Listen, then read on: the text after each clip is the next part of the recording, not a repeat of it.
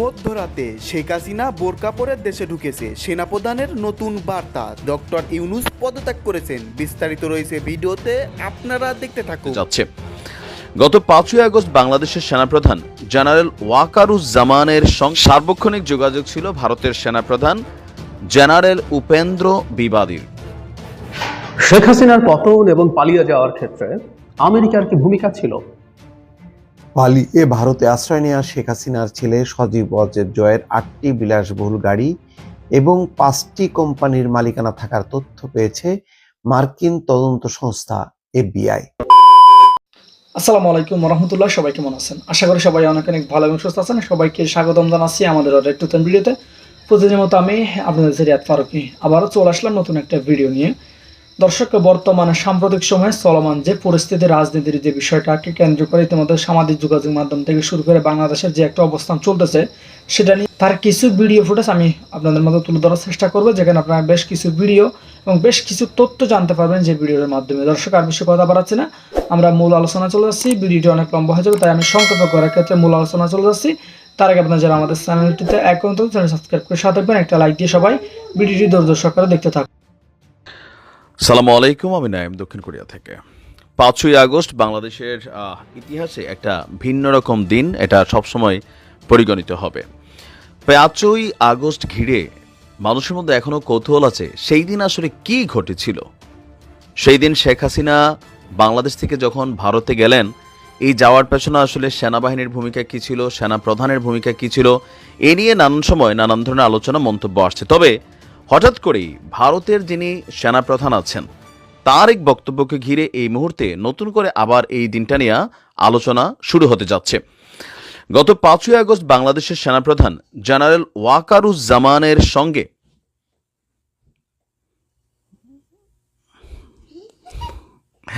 সার্বক্ষণিক যোগাযোগ ছিল ভারতের সেনাপ্রধান জেনারেল উপেন্দ্র দ্বিবেদীর। আপনার আজকে ভারতীয় সেনাবাহিনীর বার্ষিক সংবাদ সম্মেলনে আপনার সাংবাদিকদের কাছে হঠাৎ করে এই মন্তব্য করেছেন। এখন তার এই মন্তব্যের এগেনস্টে প্রমাণ কি বা আরও কি এখানে আসলে তিনি যা বলছেন তা সত্যি কিনা, এ নিয়েও কিন্তু প্রশ্ন উঠছে, যেটা কি পরিকল্পিতভাবে বাংলাদেশের সেনাপ্রধানকে একটু নেগেটিভিটিতে তৈরি করার চেষ্টা, নাকি আসলে পেছনে অন্য কোনো উদ্দেশ্য। হয়তো আমাদের সেনাবাহিনীর তরফ থেকে কোনো বিবৃতি আসলে আমরা আরও ক্লিয়ার হব। বলা হচ্ছে যে বাংলাদেশ নিয়ে এক প্রশ্নের জবাবে উপেন্দ্র দ্বিবেদী বলছেন আজকের তারিখে আমাদের কোনো পক্ষেরই আক্রান্ত হওয়ার কোনো সম্ভাবনা নেই। আমার সে দেশের সেনাপ্রধানের সঙ্গেও নিয়মিত যোগাযোগ আছে। তো আচ্ছা, তারপর বলছে যে বস্তুত সে দেশে যখন পালাবদল ঘটল, তখনও আমরা নিজেদের মধ্যে সবসময় যোগাযোগ রেখে চলছিলাম। এরপর গত 20 নভেম্বরও আমাদের মধ্যে একটা ভিডিও কনফারেন্স হয়েছে।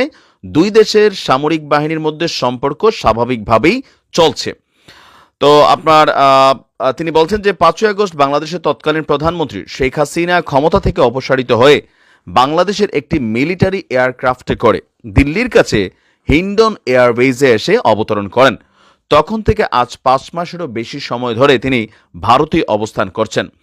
তো ভারতের সেনাপ্রধানের মন্তব্যে এটা স্পষ্ট হচ্ছে যে সাবেক প্রধানমন্ত্রীর দেশ ছাড়ার এই প্রক্রিয়াটাই দুই দেশের সেনাবাহিনীর মধ্যে সমন্বয় রেখেই সম্পন্ন হয়েছিল। জেনারেল উপেন্দ্র দ্বিবেদী বাংলাদেশে তার কাউন্টার পার্টের দেওয়া একটা সাক্ষাৎকারের প্রসঙ্গে তিনি বলছেন, উনি যেমন বলেছেন ভারত তাদের জন্য স্ট্র্যাটেজিক দিক থেকে গুরুত্বপূর্ণ, কথাটা আমাদের দিক থেকেও সত্য। আমরা পরস্পরের প্রতিবেশী, আমাদের একসঙ্গে থাকতেই হবে এবং পরস্পরকে বুঝতে হবে। যে কোনো ধরনের শত্রুতা আমাদের উভয়ের জন্যই হানিকর হবে। বাংলাদেশ এবং ভারতের মধ্যে সামরিক সম্পর্ক সহযোগিতা আগের মতোই অব্যাহত আছে বলে তিনি জানান। তিনি বলেন দুই দেশের সম্পর্ক তখনই স্বাভাবিক হবে যখন একটি নির্বাচিত সরকার বাংলাদেশে ক্ষমতায় আসবে।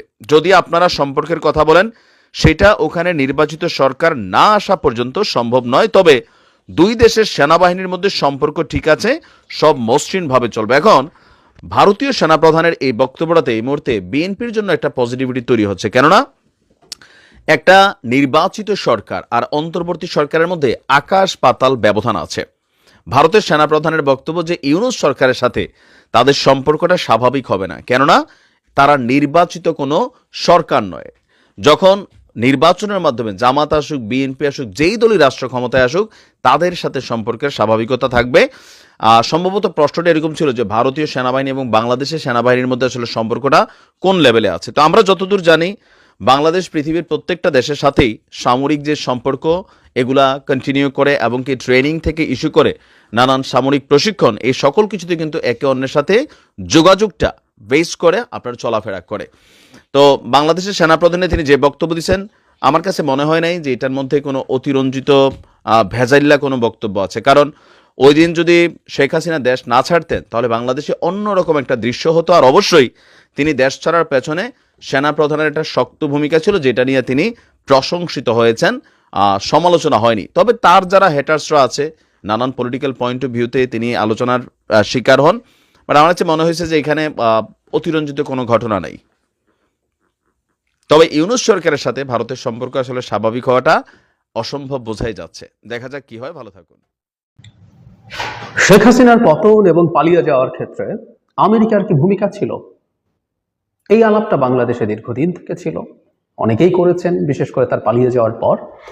কিন্তু ভারতে এটা খুব সিরিয়াসলি হয়েছে। আমি খেয়াল করেছি ভারতে ওই যে কয়েকজন বাংলাদেশে নিযুক্ত হাই কমিশনার আছেন, ফিনা সেক্রি, পঙ্কজ শরণ, তারপরে পিনাক রঞ্জন চক্রবর্তী, হর্ষবর্ধন শ্রৃঙ্খলা, রিপিট করছি, কথাটা রিপিট হয় কিন্তু এটা বারবার বলতে হবে। এই চারজন লোক আওয়ামী লীগের পে রোলে আছে আমি ধারণা করি, তারা বেতনভুক্ত কর্মচারী। শেখ হাসিনা যেমন মোদির, এরা আবার শেখ হাসিনা ছিলেন। যাই হোক, তারা একটা ন্যারেটিভ এবং আরো সাংবাদিক নামধারী কিছু লোক, কিছু সোকল্ড নিরাপত্তা বিশ্লেষক একটা আলাপ সামনে আনার চেষ্টা করেছেন। সেটা হচ্ছে শেখ হাসিনার পতন এবং পালিয়ে যাওয়ার পেছনে আমেরিকা এবং পাকিস্তানের আইএসআই এর কথা বলা হয়েছে। সিআইএ এবং আইএসআই মিলে এই ঘটনা ঘটিয়েছে। প্রচুর কথা হয়েছে।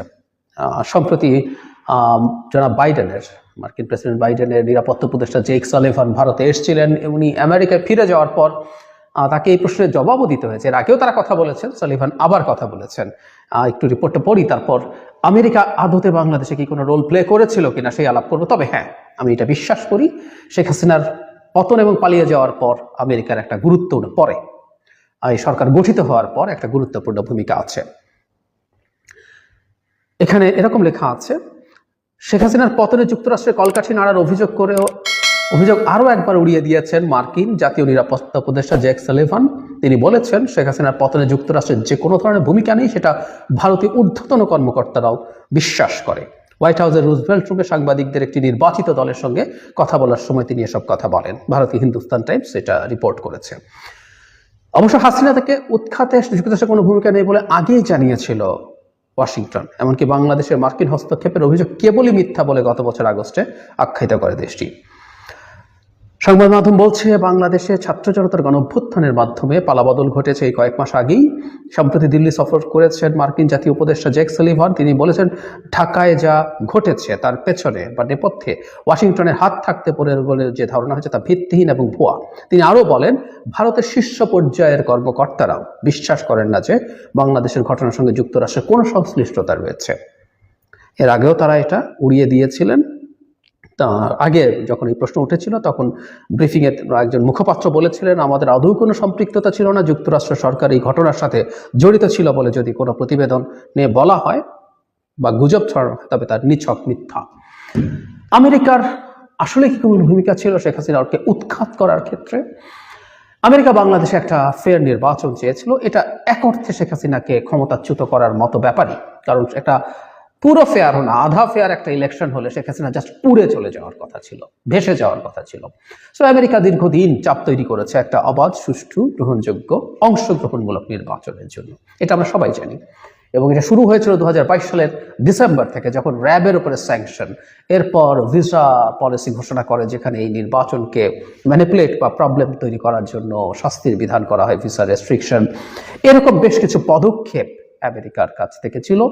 নট অনলি দ্যাট, নির্বাচনের পর আমাদের নিশ্চয়ই মনে আছে সাবেক সেনাপ্রধান আজিজের বিরুদ্ধে আমেরিকা স্যাংশন ঘোষণা করেছিল। কিন্তু নির্বাচনের আগে একটা পর্যায়ে এসে আমেরিকা তার যে চাপ ছিল সেই চাপ থেকে অনেকটাই সরে এসেছিল। আমরা তখন রাইটলি অনুমান করেছিলাম, যেটা ভারতের কর্মকর্তারাও বলেছেন, দুই দেশের পররাষ্ট্র এবং প্রতিরক্ষা মন্ত্রীর যে মিটিং হয়েছিল ভারতে, 2+2 মিটিং বলে, সেখানেই ভারত সম্ভব আমেরিকাকে ম্যানেজ করেছিল যাতে আমেরিকা শেখ হাসিনা সরকারকে এত চাপ তৈরি না করে। তাদের যুক্তি ছিল অনেক বেশি চাপ যদি দেওয়া হয় তাহলে শেখ হাসিনা চায়নার পক্ষে চলে যাবে এবং ভারত শেখ হাসিনাকে তার দিকে ধরে রাখতে পারবে। এই ধরনের একটা আলোচনা ওখানে ছিল, সেই ভিত্তিতে বা আমরা যদি যুক্তি ব্যবহার করি সেই ক্ষেত্রে এটা ম্যাচ করে যে এরকম কিছু বলারই সম্ভাবনা ছিল। সো আমেরিকা আসলে খুব বেশি অনেক কিছু করেছে তা না, কিন্তু নির্বাচনের পর যখন স্যাংশন দেয়া হলো আজিজের বিরুদ্ধে তখন একটা জিনিস মনে হলো যে আমেরিকা যে পুরোপুরি সরে গেছে বাংলাদেশের বিষয় থেকে, নট নেসেসারিলি, সো এটার একটা মোটামুটি গুরুত্ব তো দেয়াই যেতে পারে। কিন্তু পরবর্তীতে যে অভ্যুত্থান হলো, এই অভ্যুত্থানে আমেরিকা পরিকল্পনা করে অভ্যুত্থান ঘটিয়েছে, এটা একেবারেই ভুল ধারণা। এটাতে গোড়াতেই যে সমস্যাটা আছে, যে সমস্যাটা নিয়ে আমরা দীর্ঘদিন থেকে, আমি অন্তত কথা বলেছি, আরো দু একজন বলেছেন প্রথম থেকে, এখন অনেকেই বলছেন যে এটা একেবারেই একটা স্বতঃস্ফূর্ত গণ অভ্যুত্থান, এটা কোনোভাবেই সরকার পতনের আন্দোলন হিসাবে শুরু হয়নি। এটার নেহায়েতি কোটা মুভমেন্ট, আমাদের স্টুডেন্টরা বিসিএস যেহেতু অনেক lucrative job in many considerations, তারা এই কোটা সরিয়ে রেখে, কোটা বাতিল হলো বলে, কোটা বাতিল না হলে তো, এই রায় না হলে তো এই মুভমেন্ট শুরুই হতো না, সেটার জন্য তারা রাস্তায় নেমে আসেন। এবং আমি বহুদিন, আমার নিয়মিত দর্শকরা জানেন, বলেছি, লিখেছি, বাংলাদেশে আসলে তিউনিশিয়ার মতো একটা ঘটনা ঘটবে, যেখানে কোনো একটা বাহানায়, ওখানে একজন হকারের গায়ে আগুন দেওয়ার ঘটনায় যেভাবে শুরু হয়েছিল, কোনো একটা বাহানাকে কেন্দ্র করে বাংলাদেশে একই ঘটনা ঘটবে বলে আমি বহুদিন বলেছি। এটা এই কোটা মুভমেন্ট হোক বা অন্য কোনো মুভমেন্ট হোক, সেটা হতে পারতো। তো এটা একেবারে একটা স্পন্টেনিয়াস মুভমেন্টের মধ্যে দিয়ে শেখ হাসিনার শেষ পর্যন্ত পতন হয়ে গেল। এটা একেবারেই পরিকল্পিত না, এবং এর কোনো মাস্টার মাইন্ড টাইপ বা ব্রেইন বিহাইন্ড দ্য রেভলিউশন এরকম কেউ নেই, একেবারেই নেই, কখনোই ছিল না। সুতরাং এরকম একটা মুভমেন্ট যেটা এরকম স্পন্টেনিয়াস শেষ পর্যন্ত এটা এই জায়গায় চলে গেল, তা কারো পরিকল্পনায় আসলে হতে পারে না, দেশি বিদেশি কারো পরিকল্পনায় হতে পারে না। শেখ হাসিনা অনেকগুলো খুন করে, তীব্রতম ভয়ঙ্করতম বল প্রয়োগ করে সিচুয়েশন কন্ট্রোল করতে গেছেন, কিন্তু ওই বল প্রয়োগটাই ফাইনালি মানুষকে আরো বেশি ক্ষুব্ধ করেছে এবং তার পতন নিশ্চিত করেছে। সুতরাং আমেরিকার আসলে কোনো রকম কোনো রোল নেই। কিন্তু যেটা হয়, ভারতের মতো দেশ, এত বড় দেশ, তাদের দিয়ে বাংলাদেশ ছেয়ে ফেলেছে। শুধু তাদের গোয়েন্দা সংস্থা না, বাংলাদেশের বহু লোকজন তাদের চাকর বাকর ছিল, যারা তাদের যে কোনো কিছু মেনটেইন করার চেষ্টা করেছে। এত কিছুর পরও তারা এই দেশের লোকজনের হোম গ্রাউন্ড একটা মুভমেন্টে পরাস্ত হয়ে গেছে, এটা তারা নিতে পারছে না। এটা তাদের জন্য খুবই হিউমিলিয়েটিং মনে হয়, এবং তাদের যে সিকিউরিটি এস্টাবলিশমেন্ট, তার জন্য একটা মারাত্মক ফেলিয়ার। ফলে তারা যেটা করেছে, তারা কিছু বাহানা তৈরি করার চেষ্টা করেছে যে না, আমরা বাংলাদেশিদের কাছে হারি নাই, আমরা আমেরিকা, সিআইএ এবং আইএসআই মিলে এটা করেছে বলে আমরা হেরেছি, এবং আমাদের সবসময় যেটা হয়, আমরা আমাদের দায় আরেকজনের উপরে চাপিয়ে দেওয়ার চেষ্টা করি। মানে ভারতের সরকারের দায় ছিল শেখ হাসিনার মতো এত বিভৎস নোংরা একজন শাসককে বাংলাদেশের মানুষের ঘাড়ে চাপিয়ে রাখা, আর তাদের সিকিউরিটি এস্টাবলিশমেন্টের দায় ছিল যে এই শেখ হাসিনা যেমনই হোক না কেন, তাকে অ্যাট এনি কস্ট ক্ষমতায় রাখার জন্য যা যা করণীয় সেটা করা, এবং পটেনশিয়াল থ্রেটগুলো জেনে সেগুলো নিউট্রালাইজ করা, সেগুলো করতে পারে নাই। সো এইসব ব্যর্থতা তারা আসলে চাপিয়ে দেওয়ার চেষ্টা করেছে আমেরিকার উপরে, পাকিস্তানের উপরে। কিন্তু যে কথাটা শুরুতে বলছিলাম, আমেরিকার একটা রোল আছে বলে আমি মনে করি। শেখ হাসিনা পতনের পর যখন ডক্টর ইউনূস সরকার ক্ষমতা গ্রহণ করলেন, তখন আমেরিকা এই সরকারটাকে স্টেবল হতে, স্থিতিশীল হতে সাহায্য করেছেন, এটা শিওর। এবং ওই সময়টা বাইডেন প্রেসিডেন্ট থাকা খুবই জরুরি ছিল, না হয় আমরা সিরিয়াস টার্ময়েলে পড়তে পারতাম। সেই অর্থে শেখ হাসিনার পতনের পর বাংলাদেশের জনগণের স্বার্থে আমেরিকা দাঁড়িয়েছে। আমরা নিশ্চয়ই মনে করতে পারবো জনাব Biden United Nations security general অ্যাসেম্বলিতে সাইড লাইনে ডক্টর ইউনূসের সাথে শীর্ষ বৈঠক করেছেন, রীতি ভেঙে। উনি এটা করেন না, এর মাধ্যমে তিনি বার্তা দেওয়ার চেষ্টা করেছেন যে তিনি ডক্টর ইউনূসের সরকারের সাথে আছেন, আমাদের যে গণ অভ্যুত্থান আছে তার সাথে আছে, এবং আমাদের গণ অভ্যুত্থানকে স্বীকৃতিও আমেরিকা বিভিন্ন সময় ব্রিফিংয়ে বা বিভিন্ন জায়গায় দিয়েছে। সেটা আমাদের জন্য একটা খুব গুরুত্বপূর্ণ ব্যাপার। আমেরিকার মতো একটা শক্তিশালী রাষ্ট্র যখন বাংলাদেশের গণ অভ্যুত্থানকে স্বীকৃতি দেয়, সেই সরকারটা স্টেবল হতে সাহায্য করে। ইন্ডিয়া নিশ্চিতভাবেই শেখ হাসিনার পতনের পর চেষ্টা করত বাংলাদেশের মধ্যে আরো কোনো ধরনের পাল্টা অস্থিতিশীলতা তৈরি করার চেষ্টা করতে। সেই চেষ্টা অ্যাপারেন্টলি বন্ধ হয়েছে বলে আমরা মনে করি আমেরিকার, তার একটা স্ট্যান্সের কারণে। শেখ হাসিনা তো পালিয়ে যাওয়া নয়, সময় মিলিটারি টেক ওভার হওয়া বা ইন্ডিয়ার পক্ষে কোনো একজন জেনারেল কোনো রকম করে অস্থিতিশীলতা তৈরি করার চেষ্টা করা, এগুলো সবই প্রিভেন্টেড হয়েছে। আমরা এটা মনে, যদিও ওই সময় প্রো ইন্ডিয়া কোনো স্ট্যান্স নিয়ে কারো কিছু করা খুব কঠিন ছিল, কিন্তু জনগণ তো বুঝবে না কোনটা কার পক্ষে হচ্ছে। সেরকম কিছুর ক্ষেত্রে ডেটোরেন্ট হিসাবে আমেরিকা কাজ করেছে বলে আমি মনে করি, যেটা এখনো করছে। এবং এই পয়েন্ট অফ ভিউ থেকে আমরা অনেকদিন থেকে বলছি যে 20 জানুয়ারির পর যখন ট্রাম্প আসবে, বাইডেন থাকবেন না, তখন এই ডেটোরেন্টটা কতটা কাজ করবে সেটা নিয়ে কনফিউশন আছে। তখন ভারত আর একটু অ্যাগ্রেসিভ হয়ে উঠতে পারে। কিন্তু এই যে 6 মাস সময় পাওয়া গেল, আমাদের সরকার তার নিজের অবস্থানটাকে অনেকটাই সুসংহত করতে পেরেছে এই সময়ের মধ্যে, আমরা বিশ্বাস করি। এবং ভারত এবার কিছু করার চেষ্টা করলেও, আগের চেয়ে একটু বেশি সুবিধা পেলেও আমাদের মেজর কোনো বিপদ হবে না বলে আমরা আশা রাখতে পারি। শেখ রেহনার কন্যা টিউলিপ সিদ্দিকীর পর এবার শেখ হাসিনার পুত্র সজীব ওয়াজেদ জয় মার্কিন যুক্তরাষ্ট্রে ধরা খাচ্ছে। বিলাসবহুল 8টি গাড়ি এবং 5টি প্রতিষ্ঠানে জয়ের সম্পৃক্ততা পেয়েছে এফবিআই। দর্শক, গুরুত্বপূর্ণ খবর।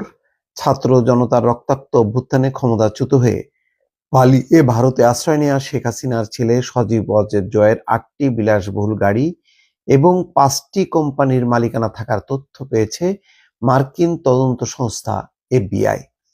ফেডারেল ব্যুরো অফ ইনভেস্টিগেশনের তদন্ত রিপোর্ট বলছে, ক্ষমতায় থাকা অবস্থায় শেখ হাসিনা এবং তার ছেলে জয় যুক্তরাষ্ট্র এবং ব্রিটেনে $300 মিলিয়ন, প্রায় 3,600 কোটি টাকা পাচার করেছেন। আর্থিক লেনদেনে উল্লেখযোগ্য অনিয়ম রয়েছে জয়ের। এফবিআই এর অনুসন্ধানের ভিত্তিতে বাংলাদেশ দুর্নীতি দমন কমিশন 2024 সালের 22শে ডিসেম্বর হাসিনা ও জয়ের বিরুদ্ধে যুক্তরাষ্ট্র ও ব্রিটেনে $300 মিলিয়ন পাচারের অভিযোগের তদন্ত শুরু করে। 2023 সালের 23শে এপ্রিল মার্কিন বিচার বিভাগের অপরাধ বিভাগের সহকারী অ্যাটর্নি জেনারেলের কাছে এফবিআই প্রতিবেদনটি জমা দেয়। এফবিআই এর প্রতিবেদনের একটি অনুলিপি পেয়েছে দুদক। এই নিয়ে একটি রিপোর্ট প্রকাশ করেছে ইংরেজি দৈনিক নিউজ। রিপোর্টে জয়ের মালিকানাধীন 8টি বিলাসবহুল গাড়ির বিস্তারিত তুলে ধরা হয়। এর মধ্যে রয়েছে ম্যাকলারেন 720S, তার মূল্য $2,50,578, মার্সিডিজ বেঞ্জ AMG GT, মূল্য $1,09,000, মার্সিডিজ বেঞ্জ এস ক্লাস। বাপরে বাপ, গাড়ির বহর দেখেন। শেখ হাসিনা মাঝে মধ্যে বলে না, আমি আমার সন্তানদের জন্য কিছুই করিনি। SL শ্রেণীর Mercedes Benz, Lexus GX 460, Range Rover, Jeep, Grand Cherokee এবং গ্র্যান্ড চেরোকি। এফবিআই এর প্রতিবেদনে বলা হয়, মার্কিন গোয়েন্দা সংস্থা হংকং এবং কেমেন আইল্যান্ডে সজীবের ব্যাংক হিসাব খুঁজে পেয়েছে। স্থানীয় একটি মানি এক্সচেঞ্জ কোম্পানির মাধ্যমে ওয়াশিংটন ডিসি, নিউ ইয়র্ক ও লন্ডনে সন্দেহজনক অর্থ স্থানান্তরের বিষয়টি জানা যায়। জয়ের সন্দেহজনক কার্যকলাপ খতিয়ে দেখতে এফবিআই ব্রিটিশ গোয়েন্দাদের সঙ্গে যোগাযোগ করেছে। প্রতিবেদনে বলা হয়, এই অনুসন্ধানগুলো সম্ভাব্য অবৈধ ক্রিয়াকলাপ সম্পর্কে গুরুতর উদ্বেগ প্রকাশ এবং আরো পরীক্ষা নিরীক্ষার প্রয়োজন। এফবিআই প্রতিবেদনে বলা হয়েছে, স্পেশাল এজেন্ট লা প্রিভোটের সঙ্গে মার্কিন বিচার বিভাগের সিনিয়র ট্রায়াল অ্যাটর্নি লিন্ডা স্যামুয়েলসের যোগাযোগ হয়। তিনি বাংলাদেশ থেকে $300 মিলিয়ন চুরি এবং যুক্তরাষ্ট্র ব্যাংক অ্যাকাউন্টে পাচার সংক্রান্ত একটি মামলায় ওয়াশিংটন ফিল্ডের সহায়তা করেছিলেন। হাসিনা এবং সজীব যুক্তরাষ্ট্র এবং কেমেন আইল্যান্ডে অর্থ পাচার করেছেন উল্লেখ করে প্রতিবেদনে বলা হয়, বিচার বিভাগের সম্পদ বাজেয়াপ্তকরণ বা মানি লন্ডারিং বিভাগ এসব তহবিল খুঁজে বের করতে, সংযত করতে, জব্দ করতে ওয়াশিংটন ফিল্ডের সহায়তা চেয়েছিল। যাই মানে লম্বা রিপোর্ট দর্শক, মানে কোন কোন প্রতিষ্ঠান কিভাবে কাদের মাধ্যমে এই সম্পদগুলো তারা আহরণ করেছে এবং পাচার করেছে লন্ডন এবং যুক্তরাষ্ট্র মিলে, তার একটা বিস্তারিত বিবরণ।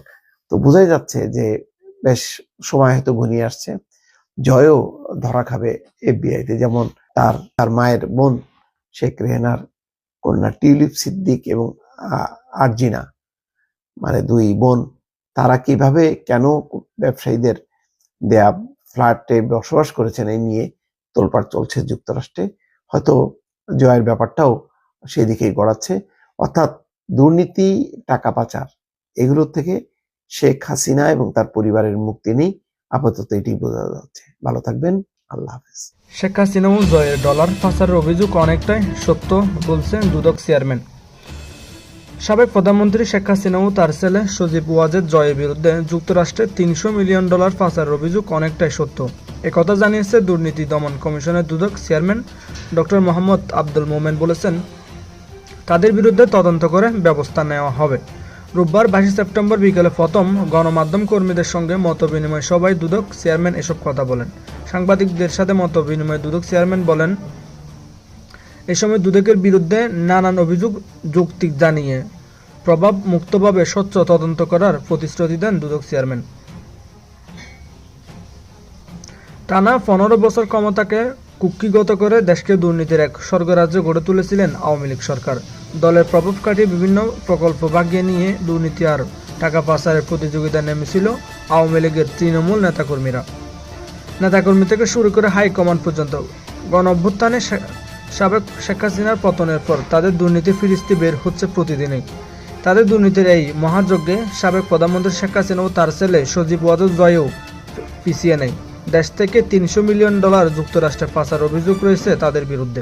বিষয়টি আমলে নিয়ে তদন্ত শুরু করেছে দুদক। সবাই সাংবাদিকদের এই সংস্থার নানান অনিয়ম সংস্থাকে কুক্ষিগত করা ও কর্মকর্তাদের দুর্নীতির বিষয়টি সামনে এনে নতুন কমিশনের অবস্থান জানতে চাইলে কমিশনাররা বলেন, কারো ভয়ভীতি দুদকের তদন্ত প্রভাবিত করতে পারবে না বলে জানান কমিশনার ব্রিগেডিয়ার জেনারেল অব হাফিজ আহমেদ ফরিদু, কমিশনার মিয়া মোহাম্মদ আলী আকবর। দর্শক ভিডিওটি ভালো লাগলে অবশ্যই শেয়ার করে দিবেন। ধন্যবাদ সবাইকে।